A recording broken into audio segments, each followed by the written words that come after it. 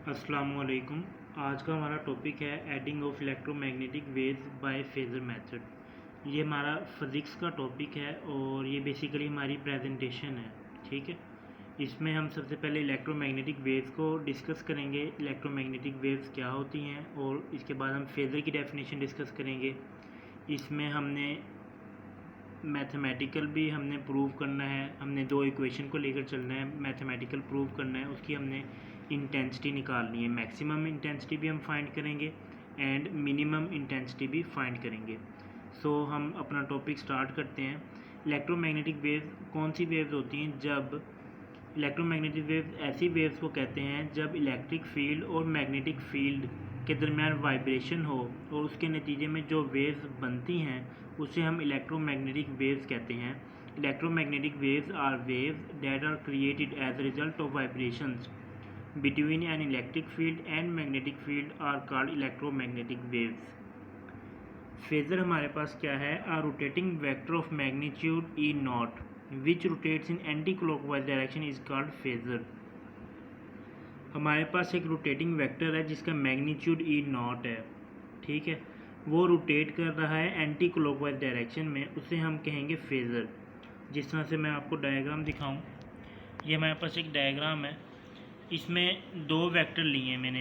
एक E1 लिया है जिसका E1 है और एक हमने E2 लिया है। ठीक है, आप देख सकते हैं E1 एंगल बना रहा है ओमेगा टी, लेकिन जो E2 हमारा वेक्टर है वो E1 से थोड़ा सा एंटी क्लॉकवाइज डायरेक्शन में मूव कर रहा है। ठीक है, एंड जब एंटी क्लॉकवाइज डायरेक्शन में मूव करेगा तो ये हमारा फेज़र हुआ। ठीक है जी, E1 ओमेगा टी बना रहा है एंगल, E2 हमारा बना रहा है ओमेगा टी प्लस फाइव।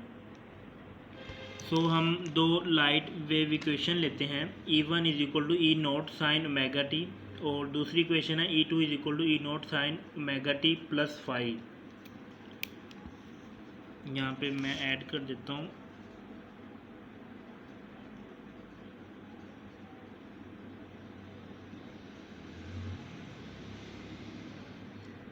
ठीक है जी, is equal to E naught sine omega T plus five, ये दूसरी इक्वेशन है। ई नॉट हमारे पास क्या है? ई नॉट हमारा एम्पलीट्यूड है।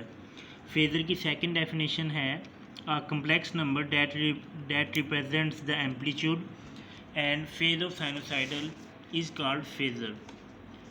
ये डायग्राम हमने डिस्कस कर ली है, और इसके बाद जिस तरह से ये डायग्राम हमने डिस्कस की है, ये रोटेटिंग वेक्टर जब रोटेट्स करेगा इन एंटी क्लॉकवाइज डायरेक्शन, इसके पैरेलल में हम फेज ऑफ एक साइनोसाइडल वेव बनाते हैं जिस तरह से ये बनी हुई है। ये हमारा, ये जो मैंने बोल्ड की हुई है ना लाइन, ये मेरा एक वेक्टर है। ठीक है, ये हमने वेक्टर कंसीडर किया है। ये वेक्टर जिस तरह मूव करता जाएगा इन एंटी क्लॉकवाइज डायरेक्शन। ठीक है जी, वेक्टर ने इस इधर हम मूव किया तो इस जगह पे मैंने इसके पैरेलल में डॉट बना दिए। ठीक है, वेक्टर जब और एंटी क्लॉकवाइज डायरेक्शन में मूव करेगा, इसके पैरेलल में डॉट्स बनाता गया हूँ जिस तरह ये वेक्टर रोटेट करता गया है। ठीक है जी, इस तरह इसी के पैरेलल में डॉट्स बनते गए हैं। ठीक है, और ये हमारे पास फेज ऑफ साइनोसाइडल वेव बन गई है। ठीक है जी, ये हमारी ये चक्कर कंप्लीट हो गया है। ठीक है जी, तो ये हमारे पास क्या कहलाती है? वेव है। ये हमारी फेज ऑफ साइनोसाइडल वेव है।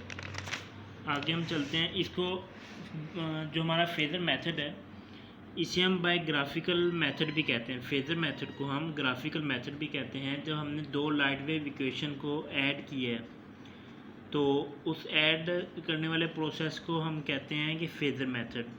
हमने इसको इधर ग्राफिकल मेथड डिस्कस किया है। E1 है वेक्टर हमारा। ठीक है, इसी के साथ E2 वेक्टर बनाया है, और ये इसका जो है ये वाला एरो, ये इसका रिजल्टेंट वेक्टर है। ठीक है जी, ये हमारे इंटरनल एंगल है दो, और ये हमारा एक्सटर्नल एंगल है। ठीक है, ये हमारा फाई एंगल बन रहा है E1 के साथ, और E2 के साथ ओमेगा टी प्लस फाइव बन रहा है। मैथमेटिकल इक्वेशन की तरफ आते हैं। हमने कहा था कि हमने दो लाइट इक्वेशन लेनी है, उन्हें ऐड करना है, उनकी आगे इंटेंसिटी वगैरह निकालनी है। अब हम मैथमेटिकल इक्वेशन की तरफ चलते हैं। E1 is equal to E naught sine omega T, ये इक्वेशन 1 है हमारे पास। E2 is equal to E naught sine omega T plus five, ये इक्वेशन हमारे पास 2 है। ठीक है, अब हम ऐड करते हैं ई में हम ये पुट कर देते हैं E1 and E2। E is equal to E1 हमारे पास है E0 sine omega T plus E2 हमारे पास है E0 sine omega T plus 5। E0 यहाँ से कॉमन आ रहा है, हम कॉमन लेंगे। E is equal to E0 sine omega T plus sine omega T plus 5। जैसा कि हम जानते हैं कि sine p plus sine q is equal to sine p plus q over 2 and cos p minus q over 2, क्योंकि यहाँ पे ये फार्मूला पुट हो रहा है हमारे पास। सो हम पी हमारे पास है, पी की जगह हम ओमेगा टी पुट करेंगे एंड क्यू की जगह हम ओमेगा टी प्लस 5 पुट करेंगे। सो हम वैल्यूज़ पुट करते हैं। Is equal to E naught two as it is आ गया साइन एज इट इज़ आ गया पी प्लस क्यू की जगह हमने ओमेगा टी प्लस क्यू हमारे पास क्या है ओमेगा टी प्लस 5। क्यू हमारे पास क्या है ओमेगा टी प्लस 5 ओवर 2 कोज पी माइनस क्यू की वैल्यू पुट करेंगे। पी हमारे पास ओमेगा टी आ गया, ठीक है। ये माइनस अंदर मल्टीप्लाई हो जाएगा, माइनस जब अंदर मल्टीप्लाई होगा तो ओमेगा टी के साथ भी माइनस आ जाएगा, माइनस प्लस माइनस माइनस 5 आ जाएगा ओवर 2। अब नेक्स्ट है is equal to two E naught sine, यहाँ पे हमारे पास था 2 ओमेगा टी हो जाएगा ये, ठीक है। ये 2 omega T plus 5 over 2 and plus का ओमेगा टी और माइनस का ओमेगा टी आपस में कैंसिल आउट हो जाएंगे और -5/2 बच जाएगा। Is equal to E naught sine 2 omega T over 2 प्लस 5 ओवर 2 कोज -5 ओवर 2, ठीक है जी।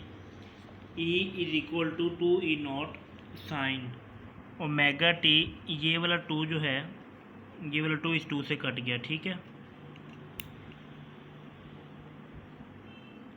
ये वाला 2 किस 2 से कट जाएगा, इस 2 से कट जाएगा, ठीक है। हाँ जी, omega T plus 5 over 2 cos 5 over 2। कोज माइनस कहाँ पे गया, कोज की प्रॉपर्टी है कि कोज के एंगल में जब माइनस हो तो वो उसे पॉजिटिव कर देता है। सो कोज 5/2 आ गया हमारे पास। E is equal to E naught sine, अब यहाँ पे जब हम एलसीएम लेंगे तो 2 नीचे आ जाएगा, ओमेगा टी प्लस 5 आ जाएगा, कोज 5/2। ये हमारे पास इक्वेशन 3 है और ये हमारा रिजल्टेंट है ऑफ ई। फाइनल इक्वेशन आ गई, हमारा रिजल्टेंट है, ठीक है। अब beta plus beta is equal to 5, हमने डायग्राम में कहा था कि हमने 2 लाइट की इक्वेशन ली हैं E1 एंड E2। इसके जो हमने इंटरनल एंगल है, इंटरनल एंगल, इसको बीटा का नाम दिया, इसको बीटा का नाम दिया। According to isosceles triangle this 2 internal angles is equal to external angle, ठीक है। Beta plus beta is equal to 5, beta plus beta is equal to 5, 2 beta is equal to 5। 5 की बीटा की वैल्यू हमारे पास निकल जाएगी 5/2। Putting the value of be in equation 3, ये beta की value जो है हमारे पास 5/2 या 5/2 की वैल्यू है हमारे पास बीटा, इसको हम इक्वेशन नंबर 3 में पुट करेंगे। सो वी गेट, हमें हासिल होगा is equal to E naught sine omega T plus beta. Beta किस तरह आया, क्योंकि ओमेगा टी प्लस 5/2 था तो 5/2 की जगह बीटा आ गया, और कोज 5/2 था तो 5/2 की जगह बीटा आ गया। इस इक्वेशन को हम री अरेंज करके लिखेंगे। Is equal to E naught cos beta पहले लिख दिया, sine omega T plus beta. अब यहाँ पे जो 2 ई नॉट कोज बीटा है हमारे पास, 2 ई नॉट कोज बीटा, ये हमारे पास एम्पलीट्यूड है वेक्टर का, और ये जो sign omega T plus beta है हमारे पास, ये हमारा एंगल है, ठीक है। अब हमने मालूम करनी है इंटेंसिटी। इंटेंसिटी हमारे पास बराबर होती है ए का स्क्वायर। सो ए एम्पलीट्यूड हमारे पास है 2 ई नॉट कोस बीटा, ए का स्क्वायर हमारे पास ए का स्क्वायर में जब हम पुट करेंगे, ये हमने अपनी आसानी के लिए इसको इक्वेशन ए का नाम दिया है, ताकि हम कह सकें कि putting the value of A in equation A, ठीक है। इक्वेशन ए हमारे पास क्या थी, equation A I is equal to A square. Putting the value of A in equation A, so I is equal to A की value हम यहाँ पे पुट करेंगे 2 E naught cos beta whole का स्क्वायर, ठीक है। क्योंकि यहाँ पे ए स्क्वायर था, इस वजह से ए की जब हमने वैल्यू पुट की तो स्क्वायर आ गया। तो I is equal to 4 E naught square cos square beta. हमारे पास इंटेंसिटी निकल आई I is equal to 4E0² cos square beta. अब हमने मैक्सिमम इंटेंसिटी मालूम करनी है और मिनिमम इंटेंसिटी मालूम करनी। मैक्सिमम इंटेंसिटी मालूम करने के लिए हम कोज बीटा को इक्वल रखेंगे +-1 के। बीटा इज इक्वल टू कोज उस साइड पे जाके इन्वर्स हो जाएगा, कोज इन्वर्स +-1। अब हम जब कैलकुलेटर पे इसकी वैल्यू निकालते हैं, शिफ्ट कोज इन्वर्स 1 कोज इन्वर्स +-1, इसकी वैल्यू हमारे पास 0, पाई, 2 अप टू सॉन n पाई हमारी वैल्यू निकलती है। सो बीटा हमारे पास आ गया n पाई। ठीक है, हमने पीछे पढ़ के आए हैं कि बीटा किसके इज इक्वल टू है, बीटा हमारे पास 5/2 है, तो बीटा की वैल्यू पुट की 5/2 इज इक्वल टू n पाई। ठीक है जी। अब 2 यहाँ पे डिवाइड हो रहा है, यहाँ पे आके मल्टीप्लाई हो जाएगा, 5 इज इक्वल टू 2n पाई। ये हमारा क्या है, 5 इज इक्वल टू 2n पाई, ये हमारा फेज़ डिफरेंस है। ठीक है, और जैसा कि हम जानते हैं कि फेज़ डिफरेंस बराबर होता है पाथ डिफरेंस के। So phase difference directly proportional है पाथ डिफरेंस। पाथ डिफरेंस हमारे पास बराबर होता है d sin theta.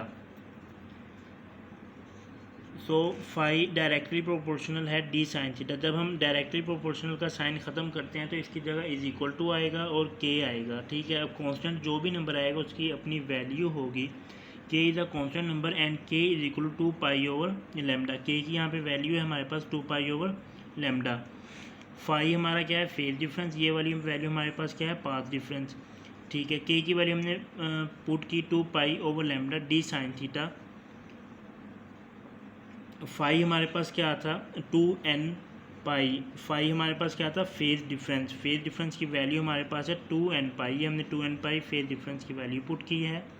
2π/λ as it is आ गया, d sin थीटा अपना एज इट इज़ आ गया। ठीक है, ये 2 इस 2 से कट जाएगा, ये 2 इस 2 से कट गया। ठीक है, n pi is equal to d sin theta, और ये पाई जो है, ये पाई इस पाई से कट जाएगा। ठीक है, n और लैम्डा यहाँ पे हमारे पास डिवाइड हो रहा है, इधर आके मल्टीप्लाई हो जाएगा, n lambda is equal to d sin theta. ये हमारे पास क्या आ गई है, मैक्सिमम इंटेंसिटी आ गई है। ठीक है, n lambda is equal to d sin theta. अब हम डिस्कस करेंगे मिनिमम इंटेंसिटी। मिनिमम इंटेंसिटी के लिए हम कोज बीटा को पुट करेंगे 0 के। Beta is equal to cos inverse 0। जब हम इसकी वैल्यू निकालते हैं तो हमारे पास वैल्यू आती है कैलकुलेटर पे π/2, 3π/2 अप टू सॉन 2n-1 π/2। ठीक है, बीटा हमारे पास क्या आ गया, हमने कोज इनवर्स की वैल्यू हमारे पास ये आई ना, तो beta is equal to 2n-1 π/2। Beta हमें पता है कि 5/2 के बराबर है, इज इक्वल टू 2n-1 5/2। ठीक है, अब 5 इज इक्वल टू 2n-1, यहाँ पे ये 2 डिवाइड हो रहा था, इधर आके मल्टीप्लाई हो गया। 5 is equal to 2 into 2n-1 π/2। 5 is equal to 2n-1 pi. ये 2 और ये 2 इससे कैंसिल आउट हो गया, ये 2 इससे कट गया। ठीक है, बाकी हमारे पास क्या बचा, 5 is equal to 2n-1 pi. This is phase difference. ये हमारे पास क्या है, फेज डिफरेंस। जिस तरह से हमने मैक्सिमम इंटेंसिटी में कहा था कि फेज डिफरेंस डायरेक्टली प्रोपोर्शनल होता है पाथ डिफरेंस के, तो इस मिनिमम इंटेंसिटी में भी हमने यही कहना है, as we know that phase difference directly proportional path difference. So phi directly proportional d sin theta. ये हमारा फेज डिफरेंस है, ये हमारा पाथ डिफरेंस है। फेज डिफरेंस हमारे पास यहाँ पे क्या निकला है, 2n-1 पाई। 2n-1 फेज डिफरेंस की जगह आ जाएगा 2n-1 pi is equal to k की वैल्यू हम जानते हैं 2π/λ, d sin theta as it is आ जाएगा। और 2n-1 ये पाई जो है, ये वाला पाई इस पाई के साथ कट कैंसिल आउट हो जाएगा, ये पाई इसके साथ कट गया। 2n-1 ये लैम्डा हमारे पास इधर डिवाइड हो रहा था, इधर आके मल्टीप्लाई हो जाएगा, 2n-1 lambda is equal to 2d sin theta. ठीक है जी, अब 2n-1 लैम्डा, अब ये 2 इधर हमारे पास मल्टीप्लाई होता है, इधर हमने आके डिवाइड करवा दिया, 2n-1 lambda over 2 is equal to d sin theta. ये हमारे पास क्या आ गई, maximum intensity. This is this is the minimum intensity. ठीक है, पहले हमने मालूम की मैक्सिमम इंटेंसिटी, अब हमने मालूम की है मिनिमम इंटेंसिटी। हमने क्वेश्चन में यही कहा था कि हमने मिनिमम इंटेंसिटी मालूम करनी है और मैक्सिमम इंटेंसिटी मालूम करनी है, जो हमने कर ली। और यही हमारा यहाँ तक हमारा क्वेश्चन था, ख़त्म हुआ इसका प्रूफ। तो हमने सिंपल इसमें दो लाइट वेव इक्वेशन को हमने प्लस किया, ऐड किया, उसको मैथमेटिकल इक्वेशन प्रूव किया। इसके बाद इसकी इंटेंसिटी निकाली, फिर हमने मैक्सिमम इंटेंसिटी निकाली, जिसका रिज़ल्ट हमारे पास मैक्सिमम इंटेंसिटी का रिज़ल्ट हमारे पास आया n lambda is equal to d sine theta. और फिर हमने मिनिमम इंटेंसिटी निकाली, उसका रिज़ल्ट हमारे पास आया 2n - 1 lambda over 2 is equal to d sine theta.